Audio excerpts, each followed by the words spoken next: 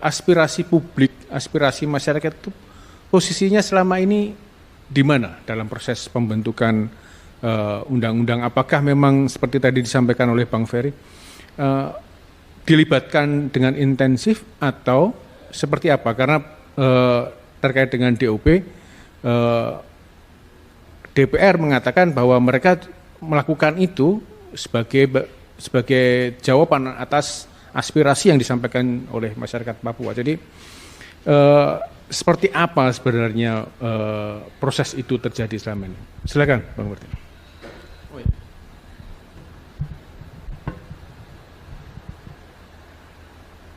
Tes, masuk ya. Iya, terima kasih buat kesempatan Pak Yosi.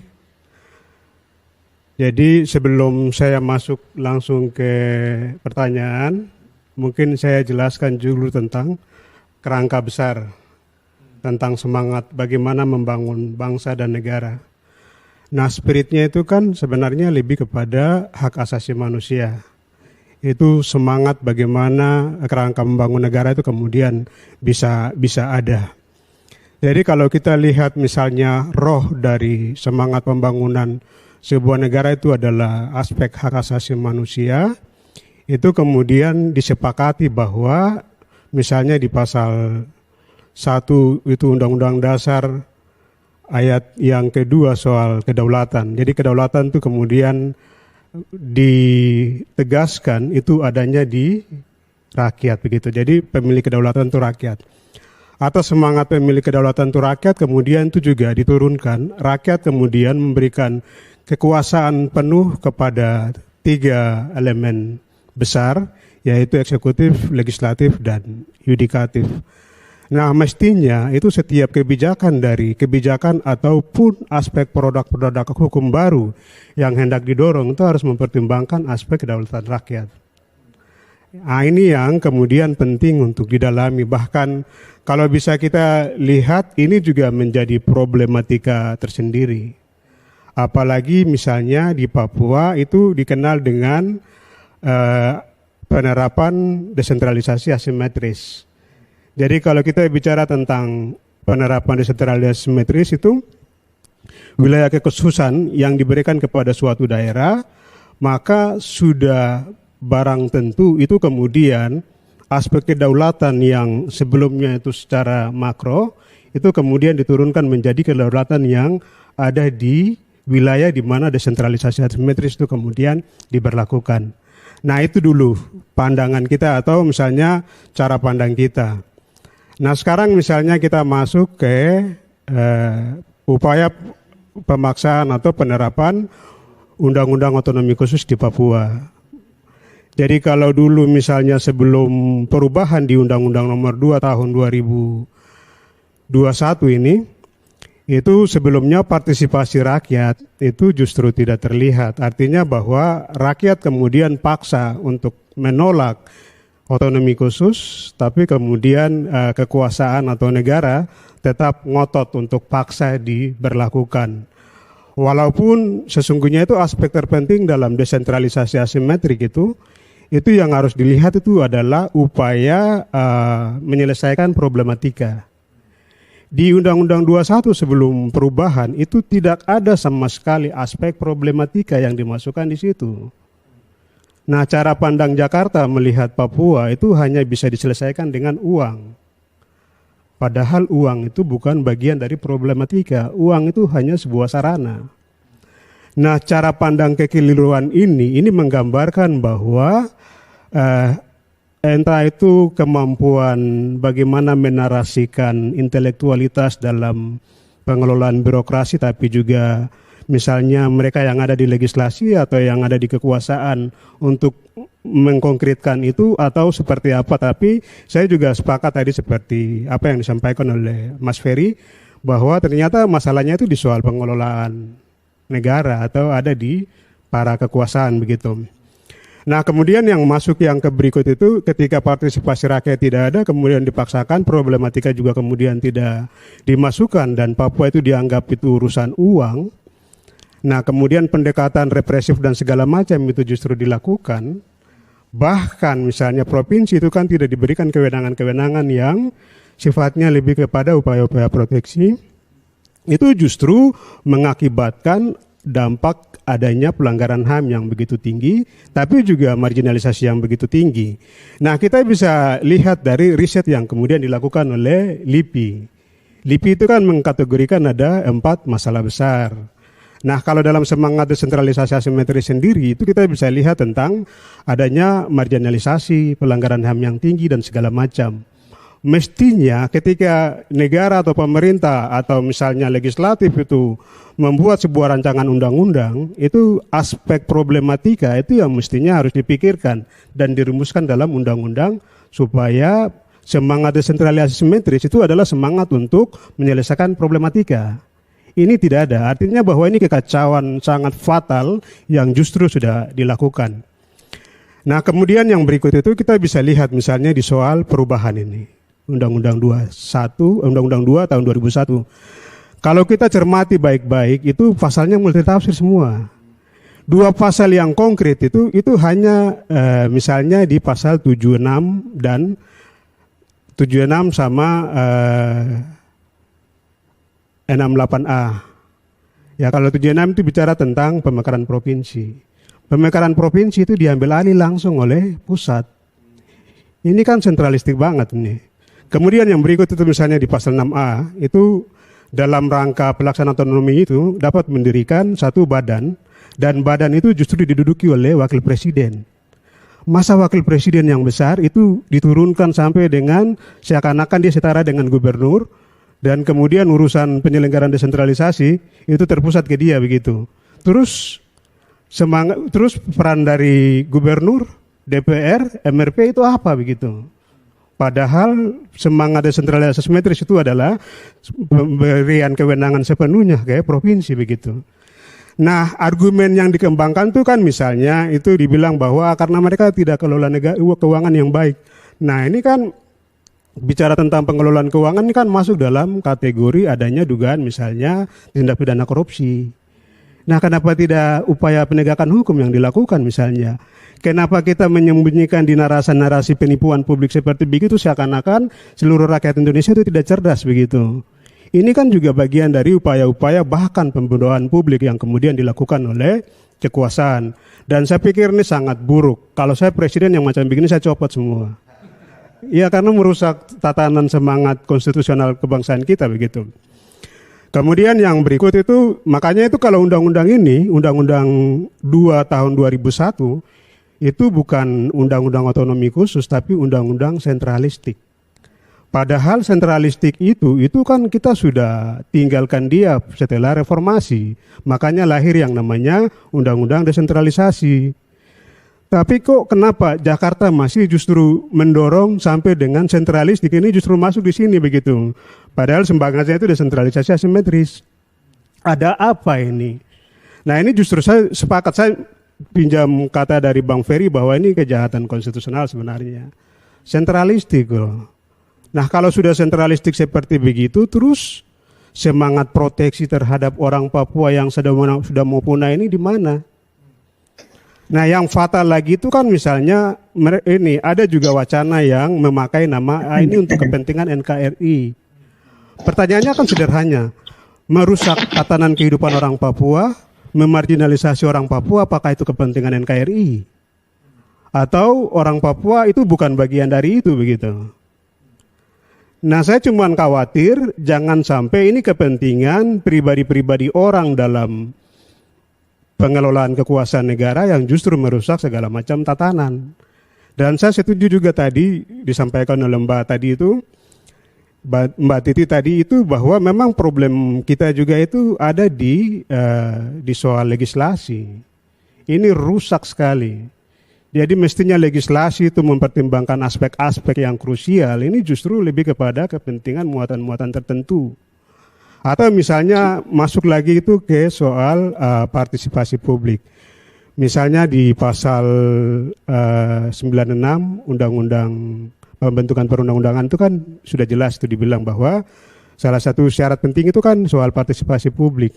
Ini rakyat Papua tolak otsus. RDP yang mau dilakukan oleh MRP pun itu dibatas-batasi, dihalang-halangi. Artinya satu aspek ini tidak terpenuhi, tapi kemudian dipaksakan. Jadi syarat formilnya itu sebenarnya luntur. Tapi negara tetap ngotot.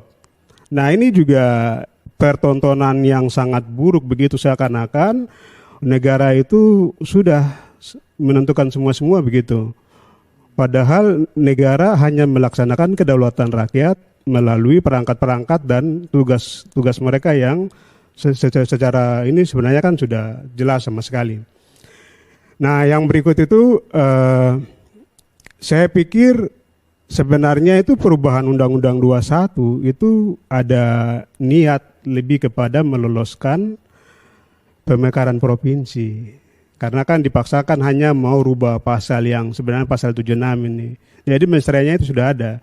Jadi adanya niat bagaimana memekarkan Papua, memakai nama NKRI, seakan-akan NKRI itu membolehkan untuk memarginalkan orang Papua, kemudian melakukan kekerasan dan segala macam begitu. Dan padahal ini kan juga harus juga begitu. Nah justru orang-orang seperti begini yang memaksakan kehendak-kehendak begini, ini kan yang juga kemudian membuat orang Papua kemudian juga tidak percaya kepada negara. Bahkan ada cara pandang orang Papua itu mereka melihat bahwa negara ini bagian dari penjajahan baru begitu di tanah Papua, karena sepanjang sejarah dan perjalanan Papua di Indonesia itu tidak pernah ada pendekatan-pendekatan yang lebih humanis, walaupun itu pernah dipraktekkan oleh Gus Dur. Dan mungkin satu-satunya presiden yang mampu untuk bagaimana bisa mendorong upaya-upaya perdamaian itu hanya Gus Dur saja. Nah yang berikut itu misalnya sekarang kalau bicara tentang DOB. DOB itu rakyat Papua hari ini sadar bahwa DOB itu hanya menghancurkan tatanan kehidupan mereka, merusak lingkungan, merusak semua, merusak lingkungan, memarginalkan mereka dan segala macam. Karena pemekaran kabupaten-kabupaten baru saja itu justru di kabupaten-kabupaten masyarakat asli itu mengalami marginalisasi yang sangat signifikan begitu. Nah, apakah kemudian dengan pemekaran DOB itu negara bisa jamin bahwa tidak akan ada misalnya kekerasan terhadap rakyat Papua atau pelanggaran HAM? Kemudian yang berikut itu di soal marginalisasi dan segala macam seperti riset yang dilakukan oleh LIPI. Ini kan tidak ada jaminan sama sekali, apalagi misalnya perubahan undang-undang yang juga ugal-ugalan tapi tidak jelas seperti begitu. Tapi motifnya itu ya lebih kepada upaya untuk memekarkan Papua menjadi beberapa wilayah begitu. Nah yang terakhir itu misalnya soal mungkin saya ini kasih pandangan saja itu soal militeristik ini. Apakah militer kemudian bisa menjadi ini segala macam?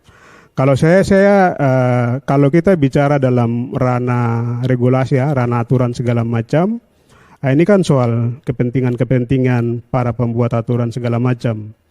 Dan dengan mengabaikan tentang hal-hal yang substansial, hal-hal yang esensial, misalnya itu soal semangat reformasi. Reformasi itu kan sebenarnya mau memisahkan antara mana ranah publik dan mana ranah militer. Tapi sekarang justru itu mau dimasukkan kembali lagi. Nah kalau dalam konteks Papua itu yang namanya tentara sama polisi itu orang lihat sebagai aktor kejahatan pelanggaran kemanusiaan di tanah Papua. Itu cara orang Papua melihat bahwa kalau pejabat itu basicnya tentara atau polisi, itu mereka aktor. Sementara satu hal yang penting itu ketika mereka entah itu mau pejabat seperti pejabat karateker misalnya, nah ini mereka kan akan melaksanakan, mereka ini kan juga bagian dari pemimpin publik walau sifatnya misalnya administratif ya, tapi mereka ini tetap pelaksana ini pemimpin publik begitu mereka. Nah, sementara rakyat melihat dengan cara pandang yang berbeda seperti begitu, terus tapi kemudian Jakarta memaksakan proses yang seperti tadi, ini kan juga buruk begitu. Artinya mungkin saya justru melihat apakah ini minim pengetahuan dari para pengelola birokrasi melihat ini Nusantara atau melihat daerah-daerah secara keseluruhan, atau seperti apa begitu. Nah, maksudnya kan kalau mereka tidak punya kemampuan melihat bahwa wilayah-wilayah ini memiliki karakteristik yang berbeda, situasi yang berbeda, pengalamannya yang berbeda, itu mestinya ruang demokrasi, ruang dialog itu yang dikedepankan begitu untuk menutupi kekurangan mereka.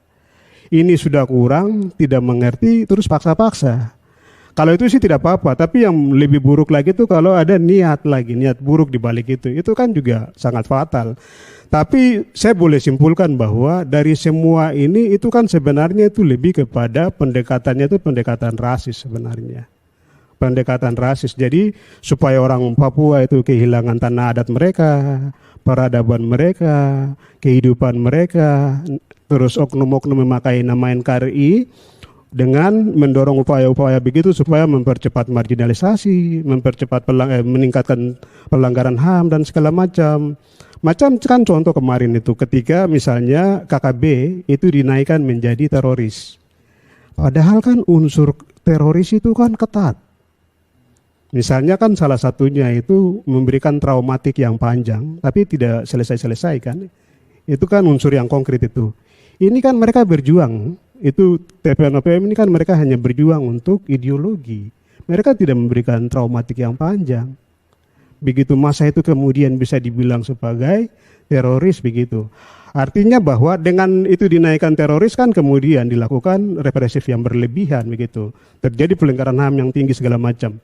Nah, yang saya mau bilang bahwa ini memang ada salah satu cara pandang yang salah, tapi juga ada kepentingan terselubung. Tapi semua itu dibungkus dengan pendekatan rasisme yang mestinya itu semua warga di seluruh Indonesia itu harus kritisi. Nah, pendekatan rasisme atau contoh rasisme konkret yang kita bisa lihat itu, misalnya Indonesia ini kan terbagi menjadi dua rumpun besar ini, ya kan? Mestinya itu sharing distribusi power itu, sharing kekuasaan itu juga penting. Contoh menteri atau wakil menteri dan presiden lah ke depan itu kan bisa dipikirkan. Kalau presiden itu misalnya dari Melayu, wakil presiden mestinya itu kan harus dari Melanesia. Atau kalau presiden, dan itu dibikin rolling begitu, presiden dari Melanesia, ini terus wakil presiden dari Melayu. Atau begitupun dengan distribusi kementerian. Misalnya 50% itu dari Melayu, 50% dari Indonesia begitu. Jadi cara pandang kita itu lebih kepada bagaimana cara pandang kebinekaan begitu. Bukan dengan semangat untuk meniadakan kelompok-kelompok tertentu hanya untuk mempermulus kepentingan-kepentingan misalnya investasi, pengurasan sumber daya alam, dan kekerasan-kekerasan yang lain begitu. Padahal di Mukadimah kita itu kan sudah tegas bahwa yang namanya penjajahan itu harus dihapuskan begitu. Kenapa kita harus memakai cara-cara seperti itu begitu, maksudnya cara-cara yang lebih kepada terlihat lebih kepada penjajahan-penjajahan begitu. Kejahatan rasisme ini kan identik juga dengan penjajahan, dan saya pikir kayak begini yang mestinya harus dihapuskan. Mungkin dari saya demikian, terima kasih.